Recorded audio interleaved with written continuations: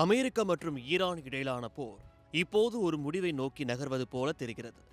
ஈரானின் ஆக்கிரமிப்பு திறனை நாங்கள் முழுமையாக அழித்துவிட்டோம். இனி இந்த யுத்தம் அமெரிக்காவின் முழு கட்டுப்பாட்டில் உள்ளது என்று அமெரிக்க கருவூலத்துறை செயலாளர் ஸ்காட் பெசன்ட் அதிரடியாக அறிவித்துள்ளார். ஈரானின் விமானப்படை மற்றும் கடற்படையை ஏற்கனவே பலவீனப்படுத்திவிட்டதாக கூறும் அமெரிக்கா தனது அடுத்த குறியாக ஹோர்முஸ் ஜலசந்தியில் ஈரான் அமைத்துள்ள மிக வலிமையான பாதுகாப்பு அரண்களை நிர்ணயித்துள்ளது. ஹோர்முஸ் ஜலசந்தி கடல் வழியாக கப்பல்கள் செல்வதை தடுப்பதற்காக ஈரான் அந்த பகுதி முழுவதும் இராணுவ பதுங்குகுழிகள் மற்றும் ஏவுகணை தளங்களை அமைத்து வைத்திருந்தது. இப்போது ட்ரம்ப் உத்தரவின் பேரில் அமெரிக்க படைகள் அந்த பாதுகாப்பு அரண்களை தவிடுபொடியாக்க தொடங்கிவிட்டன. ஈரானின் அத்தனை பாதுகாப்பு கட்டமைப்புகளையும் அழிக்கும் வரை இந்த தாக்குதல் நிற்காது என்று அமெரிக்கா சூளுரைத்துள்ளது.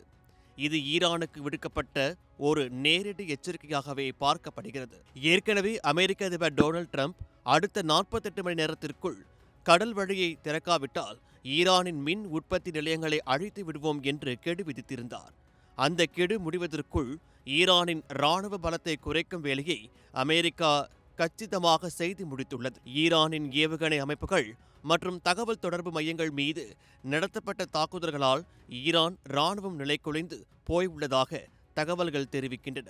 ஆனால் ஈரானும் சலிக்கவில்லை. எங்கள் மின் நிலையங்கள் நீங்கள் தொட்டால் இஸ்ரேல் மற்றும் அமெரிக்காவுடன் தொடர்புடைய அனைத்து வளைகுடா நாடுகளின் எரிசக்தி மையங்களையும் நாங்கள் தாக்குவோம் என்று ஈரான் பதிலடி கொடுத்துள்ளது. அப்படி நடந்தால் மத்திய கிழக்கு நாடுகள் முழுவதும் மின்சாரம் துண்டிக்கப்பட்டு இருளில் முழுகும் அபாயம் உள்ளது.